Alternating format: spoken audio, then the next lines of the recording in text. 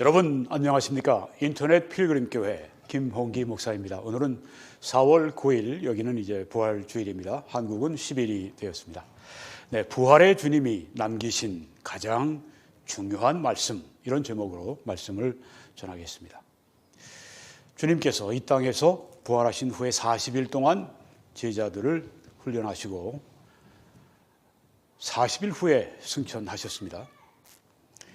그동안에 남기신 가장 중요한 말씀이 무엇일까요? 네, 요한복음 20장 19절에 나와 있습니다. 이날 곧 안식 후에 첫날 저녁 때 제자들이 유대인들을 두려워하여 모인 곳에 문들을 닫았더니 예수께서 오사 가운데 서서 이르시되 너희에게 평강이 있을지어다. 이 말씀을 하시고 손과 옆구리를 보이시니 제자들이 주를 보고 기뻐하더라. 예수께서 또 이르시되 너희에게 평강이 있을지어다. 아버지께서 나를 보내신 것 같이 나도 너희를 보내노라. 이 말씀을 하시고 그들을 향하사 숨을 내쉬며 이르시되 성령을 받으라. 너희가 누구의 죄든지 용서하면 그것들은 용서될 것이요 누구의 죄든지 그대로 두면 그대로 있으리라 하시니라. 우리는 여기서 예수님께서 부활하신 날, 그날 첫 모임을 하신 것을 우리가 보고 있습니다. 이날 곧 안식 후 첫날 저녁 때 예수님이 부활하신 그날이 이제 일요일이죠. 그때 새벽에 부활하셨고 그날 저녁 때 제자들을 만나십니다. 제자들이 유대인들을 두려워했다고 했습니다. 그래서 혹시 자기들이 모이는 것이 발각되지 않을까 모인 곳에 문들을 굳게 닫고 있었습니다. 그러니까 노크 없이 아무도 그리고 안에서 열어주지 않고는 들어올 수 없는 그런 상황입니다. 그런데 예수님께서 나타나셨습니다. 예수님의 부활하신 육체는 예수님이 이 지상에 부활하시기 전에 가지고 계시던 몸과 확연하게 다른 몸입니다. 그래서 예수님은 이렇게 문들이 다 잠겨 있는데도 그냥 그 가운데로 들어오셔서 그들 가운데 서셨습니다. 그리고 말씀하시기를, 첫 말씀이 참 중요하죠. 너희에게 평강이 있을지어다. 네, 제자들이 지금 굉장히 놀란 상황입니다. 새벽에 막달라 마리아가 예수님을 보았다고 그러고 예수님의 발을 붙들고 경배했다고 이야기를 하고 또 뭐 밖에는 어수선하게 뭐 예수의 시체를 누가 가지고 도망갔다. 제자들이 가지고 도망갔다. 뭐 이런 거짓된 소문도 막 돌아다니고 제자들이 이래저래 마음이 분주하고 또 마음이 평안함이 없었습니다. 어떻게 된 일인가?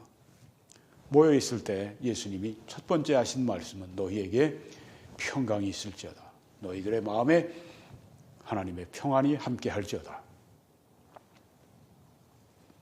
이렇게 예수님께서 첫 말씀을 하셨습니다. 얼마나 적절한 말씀입니까? 제자들이 가장 필요로 하는 게 그때 마음의 평안인데 그것도 예수님이 나타나셔서 너희에게 평강이 있을지어다. 그렇게 말씀하셨습니다. 이 말씀을 하시고 손과 옆구리를 보이시니 제자들이 주를 보고 기뻐하더라. 네, 제자들이 제일 알고 싶은 것이 예수님이 진짜 부활하셨나? 예수님의 부활하신 그 몸에 있는 손에 옆구리에 있는 그 상처, 이게 제자들에게는 상당히 궁금할 거 아니겠습니까? 근데 그걸 보여주셨습니다. 그걸 보고 제자들이 아주 기뻐했다고 여기 말씀하고 있습니다. 여기에 우리가 누가복음에서 부연 설명한 것을 봐야 되겠습니다. 내 손과 발을 보고 나인 줄 알라. 또 나를 만져보라. 네, 누가는 여기에 부연해서 설명했습니다. 보라고 하신 것뿐 아니라 나를 만져봐라. 볼 뿐 아니라 나를 만져봐라.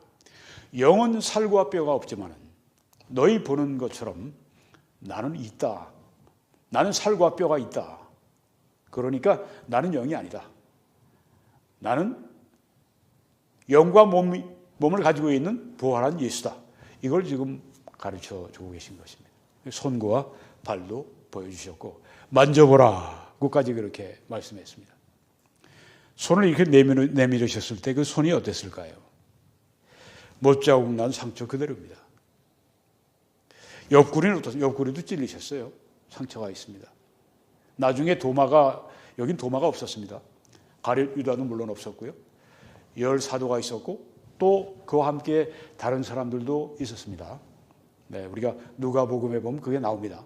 그냥 여기 열 제자들만이 있는 것으로 일반적으로 생각을 하지만 다른 사람들도 있었습니다. 그래서요. 여기 예수님이 이렇게 내놓으신 손을 보니까 부활하신 몸인데도 못자국이 선명했습니다. 옆에 창에 찔리신 그 옆구리도 선명했습니다. 너희들이 보는 것뿐 아니라 만져봐라. 도마에게도 그 말씀하셨죠. 네가 내 옆구리에 손도 넣어보고 내 손도 만져보고 믿지 않는 자가 되지 말고 믿는 자가 되라고 도마에게 말씀했는데요. 제자들에게 너희들이 만져보라. 영은 살과 뼈가 없지만 나는 있다. 볼 뿐 아니라 만져봐라. 그러니까 제자들이 야 정말 예수님이 그 죽으신 육신이 부활하셨네. 근데 예수님의 그 부활의 몸은 우리에게 영원한 그 그리스도의 구속의 사랑을 보여주시기 위해서 손의 못자국이 그대로 선명하고 옆구리에 찔리신 자국이 그대로 선명합니다. 우리가 앞으로 천국에 가서도 예수님의 손에 그 못자국을 볼 것입니다. 그때 우리들이 그 손 못자국을 만져볼 수 있을 것입니다. 나를 만져봐라. 영은 살과 뼈가 없지만 너희 보는 것처럼 나는 있지 않냐. 그러니까 예수님은 영으로 지금 나타나신 게 아니라 몸을 가지고 부활하신 몸을 가지고 나타났다고 하는 것을 확실하게 지금 보여주고 계신 겁니다. 그래도 제자들이요 너무 기쁨으로 아직도 믿지 못하고 그래도 믿지 못하고 놀랍게 여길 때 또 말씀하시기를 여기 무슨 먹을 것이 있나. 그러니까 그때 아마 식사들을 하고 있었는지 모르겠어요. 구운 생선 한 토막을 누군가가 예수님 여기에 생선 한 토막이 있습니다. 받으시더니 그 앞에서 잡수셨다고 했습니다. 보아라. 만져봐라. 아직까지도 기뻐서 믿지 못하고 놀랍게 여기고 어안벙벙해 있는 그때 뭐 먹을 거 있냐고서 생선 한 토막을 가지고 그 앞에서 잡수시니까 제자들이 야 정말 예수님 부활하셨네. 알게 된 것입니다. 우리가 요한복음에서 그냥 보라고 하신 말씀과 누가복음을 이렇게 함께 병행구절을 보니까 상황이 아주 선명해지는 것이죠. 예수님이 정말 부활하셨습니다. 정말 부활하셨습니다.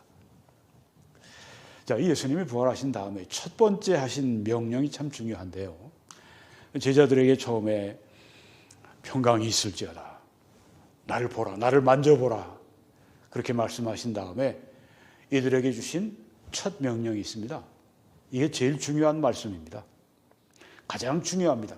예수님 부활하시고 40일 동안 이 땅에 계시면서 열 제자도 만나시고 엠마오로 가는 두 제자도 만나시고 열 제자들 만나시기 전에 또 다른 그 옆에 있는 사람들 외에 아침에는 새벽에는 이제 막달라 마리아도 만나시고 다른 마리아들에게도 보이시고 예배도 받으시고 40일 동안 계시면서 제일 중요한 말씀이 여러분과 또한 저에게 하시는 말씀이 바로 이것입니다. 예수님 말씀하시기를 너희에게 평강이 있을지어다. 다시 한번 말씀하시고 명령을 하십니다. 아버지께서 나를 보내신 것 같이 나도 너희를 보내더라. 이것입니다. 아버지가 나를 이 땅에 보내신 것처럼. 왜? 구원을 이루기 위해서. 다 이뤘다는 그 구원을 이루시기 위해서 나를 보내신 것처럼. 예수님은 다 마치셨어요. 십자가에서 죽으심으로 사흘 만에 부활하심으로 다 마치셨습니다. 이제는 아버지가 나를 보내셨는데 나는 너희를 보낸다. 예수님은 구원을 이루셨지만 구원을 사람들이 알도록 전해야 사람들이 구원받지 않겠습니까? 보냄을 받지 않으면 어찌 들으리요?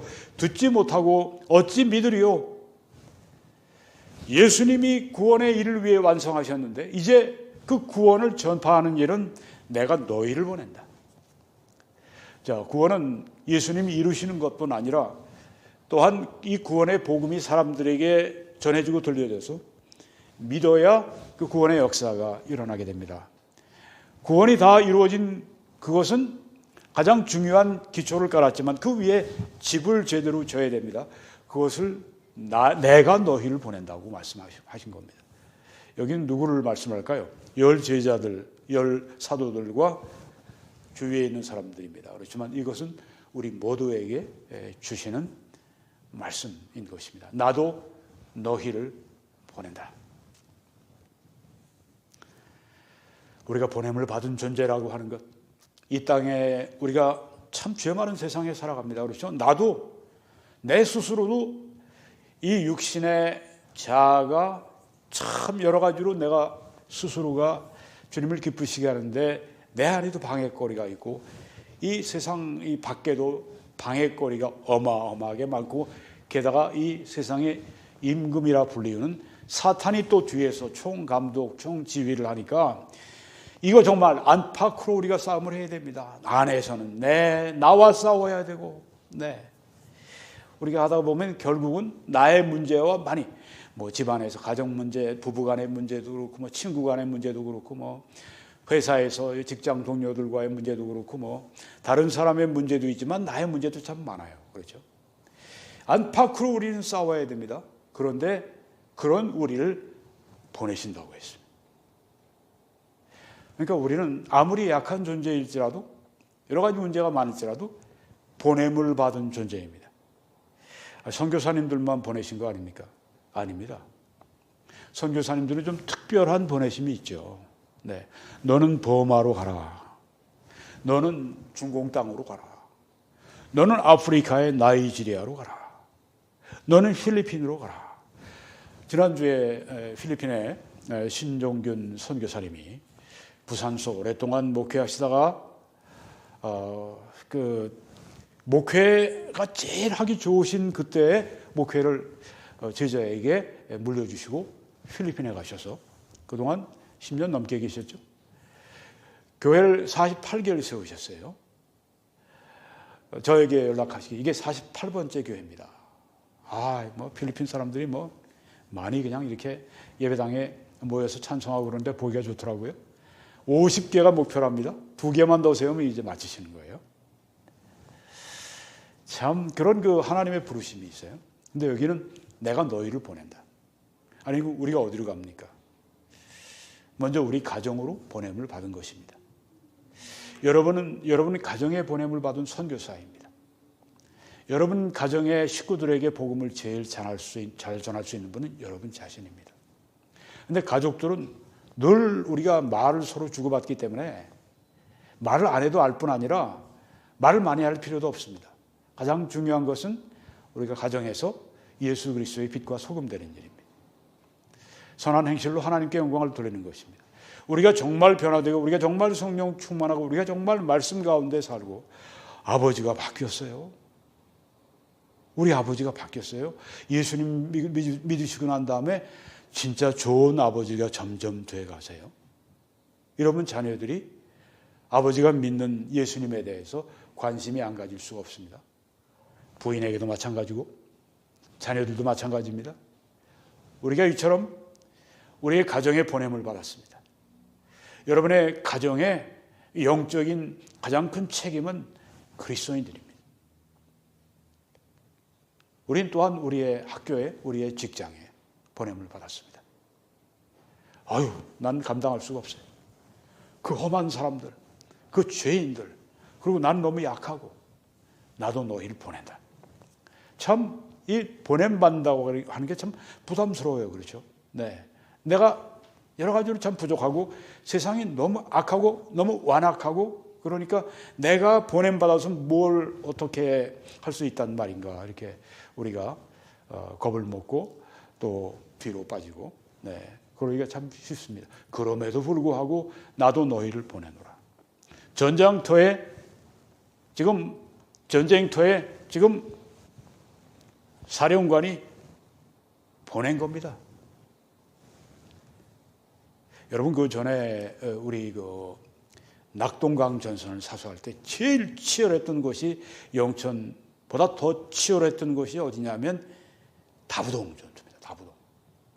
다부동이 뚫리면 그대로 그냥 대구가 적의 수중에 떨어지고 그러면 뭐 완전히 부산으로 몰려가면 끝이죠. 그럼 그 다음에 이제 뭐 진짜 아주 현해탄에 그냥 몸을 던지는 수밖에 없는 그런 정말 극적인 상황에서 거기에 밀고 밀리는데 저쪽도 사력을 다해서 하고 우리도 사력을 다해서 하고 그때 그 미군 포병들 거기가 이제 막 아주 그쪽으로 막 이 북한군들이 쇄도하는데 그거 못 막으면 미군 포병이 떠나면 이제 완전히 끝나는 겁니다. 그때 이 사단장인 백선엽 장군이 총을 빼든 다음에 그 후퇴를 막 오는 그 자기 부하들을 반대로 막 거슬러 올라가면서 날 따라와. 내가 만약 물러서면 날 쏴 죽여. 그러면서 막 아주 이 사단장이 막 뛰어가니까 옆에 있던 그 미군 포병이 이 대장이 거기서 보고 있다가 이야 세상에 사단장이 총을 빼들고 적을 향해 뛰어가는 이런 사단장이 어디냐 이런 신의 군대라고 막 불렀다고 그러죠. 네. 그러고서 막 가니까 후퇴하는 사람들이 다 돌아서 가지고선 다 그냥 다시 북한군하고 교전을 해가지고 거기서 이겨버리는 겁니다. 그래서 다부동이 사수되고 그래서 한국이 사수되고 그래서 바로 우리 그 인천 상륙작전도 가능해진 것입니다. 거기 쫓겨서 막 정신없이 그냥 내려옵니다. 그러다가 갑자기 그 백선엽 장군의 그 용감한 모습을 보고 함께 죽작으로 올라갑니다. 그리고 이겨요. 이런 전장으로 우리를 보내신 겁니다. 나도 너희를 보낸다. 늑대 가운데 양을 보내는 것처럼 주님이 너무 잘 아십니다. 내가 너희를 바로 그들 가운데 보낸다. 이야. 그런데 그냥 보내시지 않죠. 이 말씀을 하신 다음에 그들을 향하사 숨을 내쉬며 후 하시면서 성령을 받아라. 자, 여기 성령을 받아라 그랬으니까 그때 제자들이 성령을 받았을까요? 어떤 분들은 그렇다고 생각을 합니다. 그리고 오순절날 그때는 성령의 권능이 주어진 것이다. 성령이 이때부터 내주하시기 시작했다. 아주 경건하고 성경을 정말 잘 알고 진짜 하나님이 귀하게 쓰시는 분인데도 그렇게 생각하는 분들이 있어요. 네. 문자 그대로 그냥 그때 성령을 받은 것으로. 근데 이 말씀은 제가 볼 때는 더 많은 분들이 이제 저와 같이 상징적으로 예언적으로 쓰여진 것이다. 여기서 예수님께서 숨을 내쉬면서 성령을 받아라. 성령을 받아라. 이렇게 말씀했을 때 그것은 이제 앞으로 날짜로 보면 50일 후에 예수님은 40일 동안 이 땅에 부활하신 후에 계셨고요. 승천하시고 그 다음에 10일 후에 오순절에 성령 강림이 있었고 그러니까 지금 이날부터 50일 후에 있을 성령의 강림을 여기에서 상징적으로 하면서 그렇게 하신 말씀이라고 하는 겁니다. 예언적인 말씀이었다. 앞으로 50일 후에 있을 성령을 받는 것에 대한 말씀이었다. 성령을 받아라. 자, 왜 제가 이게 상징적이라고 말씀드렸냐면 요한복음 16장 보니까 예수님이 내가 떠나가는 것이 너에게 유익하다. 제자들은 예수님이 떠나가시면 우리는 어떻게 합니까? 예수님은 내가 떠나는 게 너희들에게 더 나은 거야. 유익해. 도무지 이해가 안 되는 겁니다. 예수님하고 함께 있었는데 예수님이 가신 우리는 어쩌라고. 내가 떠나가지 아니하면 보혜사가 너희에게로 오시지 않을 거야. 내가 가면 내가 그를 너희에게로 보낼 거야. 보혜사가 누구이십니까? 성령 하나님을 말씀하죠. 내가 성령을 너희들에게 보내겠다. 성령을 보내신다고 했습니다. 자, 이제 우리는 새로운 관계가 이루어지는 것을 보게 됩니다. 그전에는 성령을 이처럼 예수님이 성령을 받아라. 성령을 보내시고 50일 후에 성령 강림이 있는데, 자, 이 새로운 성령 하나님과의 우리 새로운 관계가 이루어지고 있어요. 그것은 새로운 언약 가운데서 이루어지는 관계입니다. 성경에 새 언약이라는 말씀이 나오죠. 네, 구약에 나오는 말씀입니다. 여기 보니까 에스겔 36장에 26절에 또 새 심령을 뉴 하트를 너희에게 주고 너희 속에 두고 새 영을 뉴 스피릿을 너희에게 준다고 했습니다. 새 심령, 새 영을 너희에게 주겠다. 너희 육신에서 굳은 마음을 제거해 버리고 부드러운 마음을 너희들에게 줄 것이다. 우린 참 내 심령이 딱딱하고 굳어있고 완고하고 고집세고 참 정말 이런 것 때문에 여러분 괴롭지 않으십니까? 저는 아주 종종 괴로워요. 네. 주님과 더 가까워져보려고 하면 할수록 더욱 괴로워져요. 더욱 그냥 내 자신의 모습이 드러나니까. 그런데 그걸 제거하고 부드러운 마음을 주겠다고 했습니다. 어디에서? 새 언약에서요. 또 내 영을, 하나님의 영을 너희 속에 두겠다. 그래서 너희로 내 율례를 행하게 할 것이고 너희가 내 규례를 지켜 행하게 할 것이다. 우리가 하나님의 말씀 지키는데 얼마나 참 어려움을 느낍니까? 때로. 그렇죠? 네. 참 어려움을 느낍니다. 내가 왜 이렇게 변하지 않을까? 이렇게 변하는 게 힘들까? 참 아주 하나님 말씀을 지키는 게 정말 어렵다고 느껴지는, 네. 사실은 우리 힘으로 지킬 수가 없어요. 법만 잡는 거죠. 애써 보는 것 뿐이죠. 여기 성경에 하나님의 영이 우리 안에 들어오셔서 하나님의 말씀을 우리가 지키도록 그렇게 해 주신다. 하나님 말씀을 하나님의 영이 지킬 수 있게 해 주시겠다. 그렇게 여기 말씀하신 겁니다. 그리고 새로운 심령과 새로운 영을 주겠다. 네. 예, 이 새 언약의 이 새로운 하나님과의 관계는 믿는 자들 안에 성령이 영구적으로 내주하시는 것입니다. 그리고 성령의 능력을 그들에게 부어주시는 것입니다. 우리에게 주어지는 사명의 크기만큼 성령의 그 능력의 분량이 우리들에게 오게 될 것입니다. 오직 성령이 너희 위에 임하시면 너희가 권능을 받고 증인되리라고 말씀했죠. 그리고 성령의 은사를 또한 주십니다. 한 사람이 한 개 이상 성령의 이 봉사를 위한 사역을 위한 은사를 받습니다.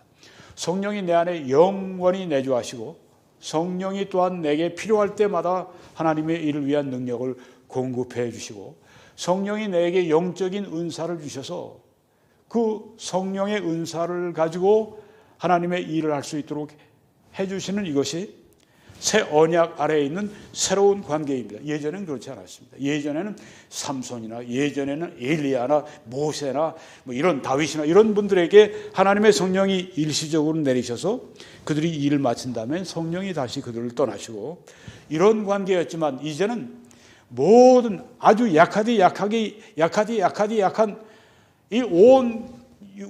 이 세상에서 가장 약한 그 그리스도인 안에도 성령이 내주하시고 또한 그가 해야 할 일을 할 수 있는 능력을 공급해 주시고 그에게 은사를 주셔서 하나님의 일꾼 삼으시는 이 일을 모든 사람들에게 보편적으로 행하시는 이런 새로운 시대가 새 언약의 시대고 하나님과의 새로운 관계의 시대인 것입니다.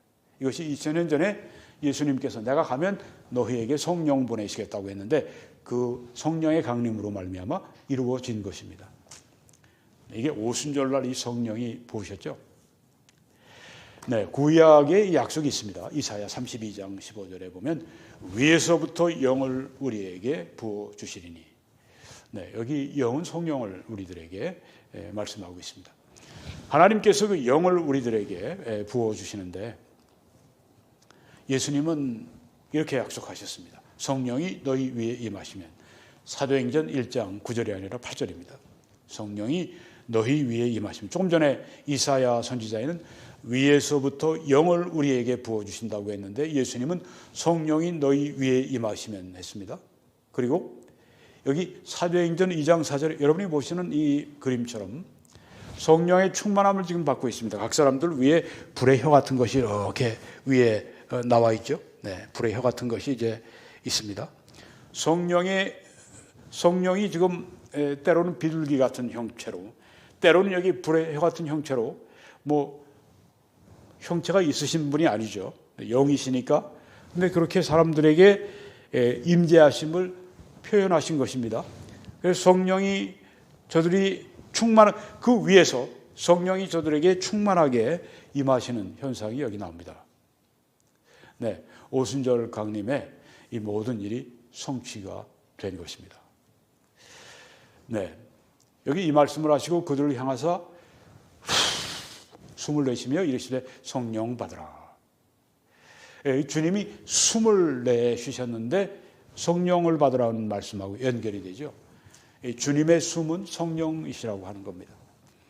우리가 에스겔 36장에 보면 거기에 그 뼈들이 그 에스겔 굴자기에 많은데 거기에 생기를 불어넣어서 그 뼈들이 다 일어나서 사람이 됩니다. 이스라엘이 되는데 그 생기가 바로 하나님의 숨입니다. 예수 그리스도의 숨은 성령이시고 또한 이 성령은 하나님의 숨이라고 하는 것입니다. 자, 그래서 이 말씀을 여러분이 이해하시게 됩니다. 로마서 8장에 만일 너희 속에 하나님의 영이 거하시면 너희가 육신에 있지 않고 성령 안에 있나니.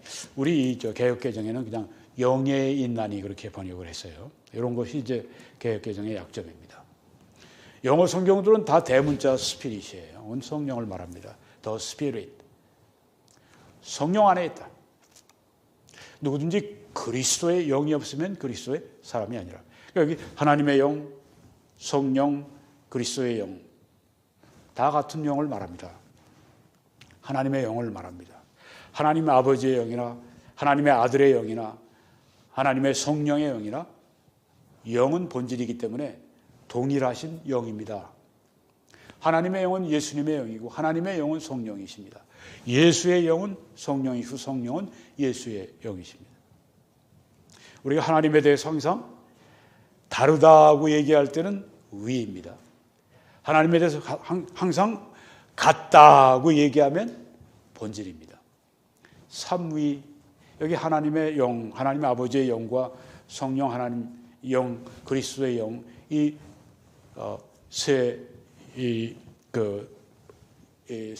여기에 지금 이 구별된 영을 우리가 볼 수가 있습니다. 네. 같은 영이세요. 본질상 같은 영이세요. 네, 그렇지만 위격상 이렇게 하나님의 영, 성령, 그리스도의 영을 말씀했습니다. 오순절 성령 강림이 있고 난 다음에 사람들이 예수를 믿게 되면 그 안에 그리스도의 영이 거하십니다. 그 안에 성령이 거하십니다. 그 안에 하나님의 영이 거하십니다. 그렇죠? 여기 보십시오. 만일 너희 속에 하나님의 영이 거하시면, 네, 여기 특별히 하나님 아버지의 영을 여기 말씀하고 있습니다. 이렇게 우리가 대부분 우리가 이렇게 이 신약에 보면 대부분 하나님 하면 그건 하나님 아버지를 의미할 때 그렇게 사용되는 것입니다. 하나님의 영이 어디 안에 거하신다고요? 아버지의 영이 우리 안에. 성령이 어디 안에 거하십니까? 우리가 성령 안에 있으니까 성령이 우리 안에 거하십니다. 그리스도의 영이 없으면 그리스도의 사람이 아니라 그리스도의 영이 그 안에 거하십니다. 예수 믿는 사람은 그러니까 성령, 그리스도의 영, 하나님의 영을 가지고 있는 사람들이에요. 구원받은 사람, 없다면 구원받지 않은 사람이에요. 이단 이만희 같은 경우는 신천지 이만희는 그렇게 얘기하죠. 기성교회에서 성령이 그 안에 거하신다고 얘기를 하는데 이만희는 성령이 자기 위에, 재림 영, 예수의 영이 자기 위에 임하셔갖고 자기가 재림 예수의 일을 지금 하고 있다고 주장하니까 각 성도들 안에 성령이 계시지 않다고 그걸 다 그 진리를 뺏어야 되거든요. 이 악한 늑대, 이 신천지 이만희가 하는 말이, 성경은 뭐라고 말씀합니까? 그리스도의 영이 없으면 그리스도의 사람이 아니라, 예수 그리스도를 구주로 믿으면 믿는 그 순간에, 그 전에 어떤 일이 일어나면 성령이 우리의 죽은 영을 살려주십니다. 그게 regenerate. 바로 그게 거듭남입니다. 그게 바로 중생입니다. 성령이 우리의 영을 거듭나게 하시니까 믿음을 가지게 되는 겁니다. 그리고 그 안에 하나님의 영이 거하시는 것입니다. 그래서 그 우리 영은 살아나서 우리 영은 새 마음, 새 심령, 새 영이 되는 것입니다. 하나님의 영이 그 안에 거하시는 사람, 이게 크리스찬이라고 하는 것입니다. 이걸 모르는 사람은 여기 성경에 누구든지 너희 안에 그리스도의 영이 없으면 예수 그리스도의 사람, 구원받은 사람이 아니라고 말씀한 것입니다. 구원받은 사람은 성령이 그 안에 거주하십니다. 언제 있었습니까? 2000년 전에 오순절 성령 강림하신 이후에 새 언약이 이루어지면서 하나님과의 새로운 관계, 그래서 성령은 모든 성도 안에 영구적으로 내주하시고, 또한 그들에게 필요할 때마다 성령의 권능을 주시고, 그리고 또한 성령의 은사를 주셔서 모두가 다 하나님의 일을 할 수 있도록 무장시켜 주셨습니다. 누구에게 준 것입니까? 모든 그리스도인들에게. 여기서 우리가 이제 성도의 죄를 사하는 권세의 말씀을 보게 되는데요. 죄를 사하는. 예수님이 너희가 누구의 죄든지 용서하면 그것들은 용서될 것이고, 누구의 죄든지 그대로 두면 그대로 있으리라 하시니라. 여기에 이제 NIV는 두 번째, 누구의 죄든지 그대로 두면 그대로 있으리라 하는 말씀을 이렇게 번역을 했습니다. 너희들이 누구의 그 죄든지 용서하지 않으면 용서받지 못하는 곳으로 있을 것이다. 네. 굉장히 중요한 진리가 여기 나옵니다. 너희가 누구의 죄든지 용서하면, 여기 지금 로마 교회는 이걸 잘못 해석을 하고 있습니다. 이렇게 그 죄를 사하는 이 권세는 우리 로마 가톨릭에 있다. 이건 사도적인 권위를 가지고 있는 이 로마 가톨릭에 대해서 여기 말씀한 거다. 네. 잘 보십시오. 너희가 누구의 죄든지 용서하면, 로마 가톨릭 교회가 죄를 용서할 수 있는 거다.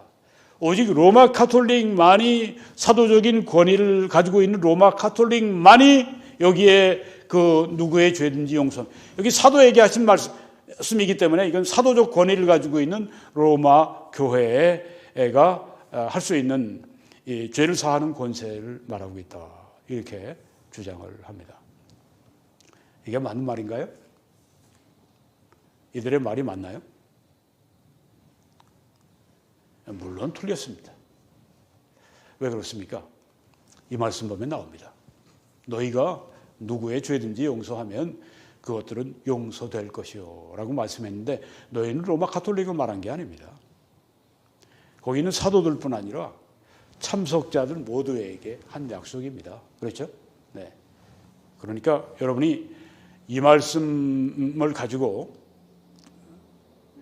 너희가 누구의 죄든지 용서하면 그것들은 용서될 것이요 하고 로마 가톨릭에서 자기들 주장을 하게 되면, 잘못된 것은 바로 너희라는 말에 나와 있다. 여기 너희가 로마 가톨릭이냐? 그렇게 물어보세요. 너희는 사도들 뿐이냐? 사도들밖에 없었냐? 10 사도들뿐 아니라 다른 여러 제자들이 또 함께 있었어요. 참석자 모두에게 한 약속을 너희는 왜 로마 가톨릭이 가져갔느냐? 주제 넘은 짓 하지 마라. 그렇게 우리가 이야기를 해줘야 되는 것입니다. 모두에게, 모든 그리스도인들에게, 확대해서 모든 그리스도인들이 이런 권세를 받았습니다. 여러분이 죄를 사하는 것은 하나님만의 특권입니다. 여기 지금 그 한 중풍병자를 이제 고쳐주시면서 하신 말씀이에요.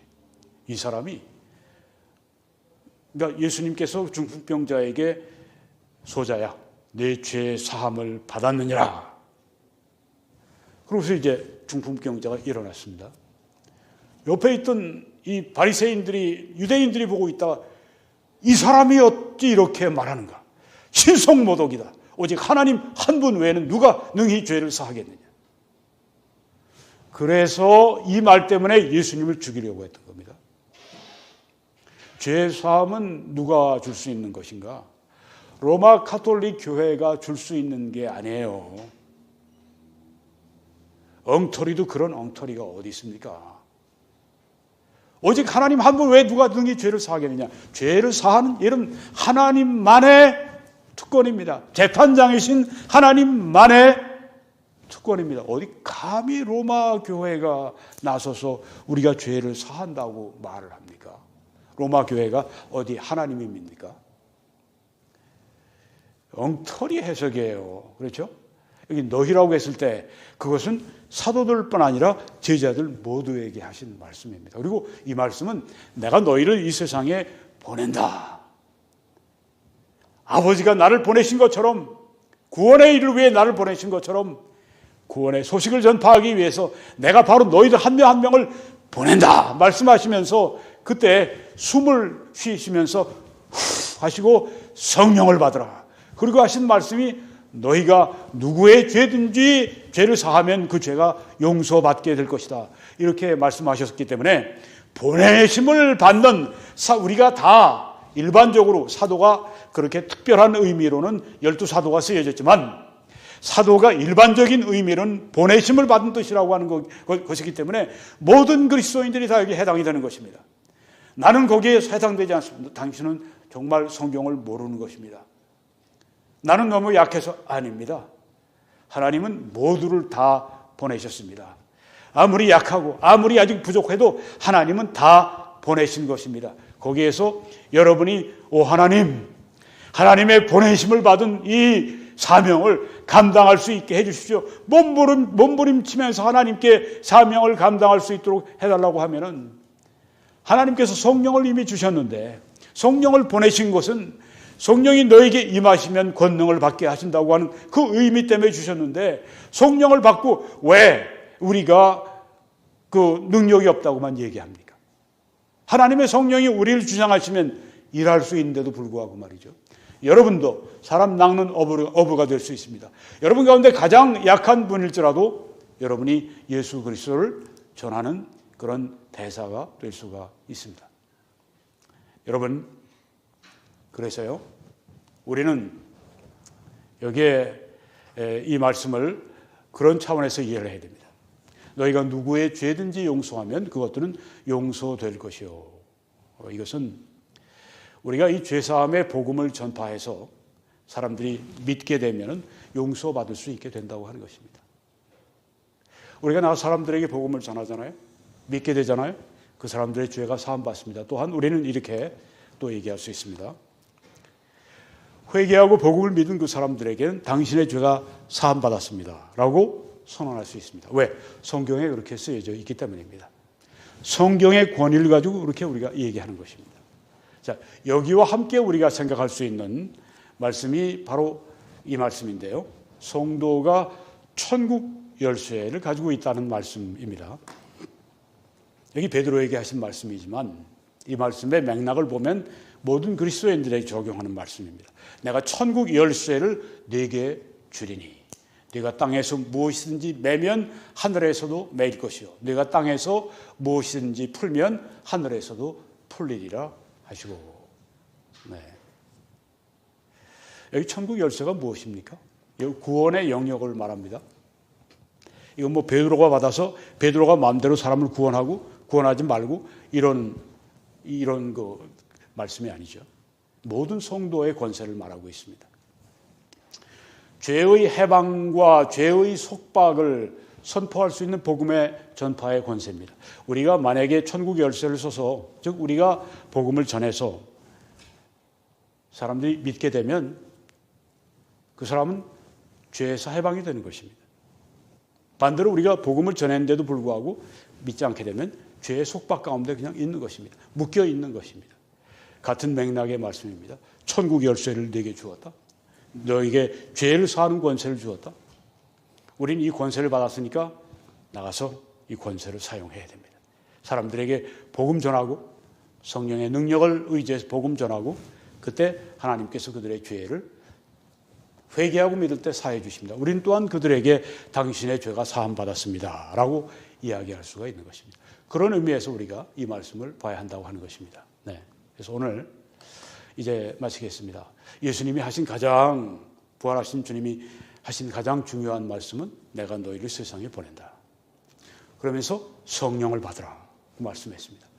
성령의 내주함을 우리가 다 받았고 성령의 충만함을 우리가 받고 성령의 은사를 따라 우리가 일하게 될 때 죄를 사하는 권세, 우리가 가서 복음을 전하게 되면 사람들이 그 복음을 믿고 구원을 받게 됩니다. 죄를 사함받게 되는 것입니다.